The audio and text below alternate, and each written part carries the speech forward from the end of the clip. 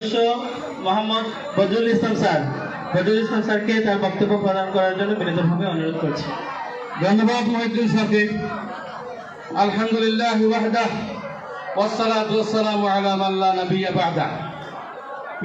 PDB school alumni association কর্তৃক আয়োজিত আজকের এই ফুটবল টুর্নামেন্টের সমাপনী দিবসে ফাইনাল খেলার পূর্ব মুহূর্তে লম্বা বক্তব্য শোনার মন মানসিকতা দর্শকদের নাই।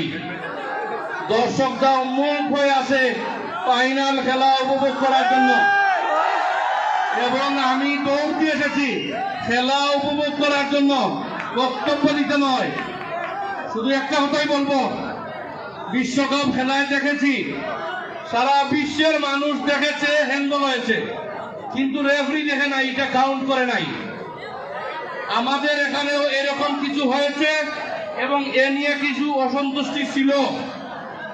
আমি খেলোয়াড়দের উদ্দেশ্যে বলবো, এগুলা খেলার অংশ, মাথা থেকে মুছে ফেলো। যদি রেফারি ইচ্ছাকৃতভাবে কিছু করে থাকেন, আল্লাহর কাছে তিনি ধরা খাবেন। তবে এখানকার রেফারিরা খুবই বিশ্বস্ত, আস্থাভাজন, পরীক্ষিত, দক্ষ। সুতরাং ইচ্ছাকৃত কিছু হয় নাই বলে আমার বিশ্বাস। আর অনিচ্ছিত ভুল ত্রুটির জন্য তোমরা মনে কিছু রাখবে না, খেলাটাই হচ্ছে আসল। আমি গতকালকে বলেছি, এর আগে বলেছি, যদি খেলাটা আমরা সুষ্ঠুভাবে সমাপ্ত করতে পারি তাহলে জিতবে পিডিবি স্কুল, জিতবে ফুটবল, জিতবে পিডিবি স্কুল অ্যালামনাই অ্যাসোসিয়েশন। আর আল্লাহ না করুক কোনো বিশৃঙ্খলা হইলে এই সবাই পরাজিত হবে।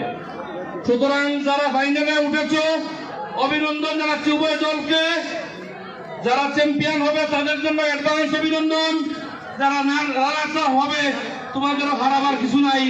অনেক দলকে পরাজিত করে দর্শকদের হাততালি নিয়ে তোমরা ফাইনাল খেলায় উপনীত হয়েছ। সুতরাং আজকের খেলা হবে উপভোগ্য, আকর্ষণীয়, জমজমাট এবং টান টান উত্তেজনার, এতে আমার কোনো সন্দেহ নাই। সবাইকে খেলা দেখার উদাত্ত আহ্বান জানিয়ে, সুশৃঙ্খলভাবে খেলা উপভোগ করার অনুরোধ জানিয়ে আমার সংক্ষিপ্ত বক্তব্য এখানে শেষ করছি। ধন্যবাদ।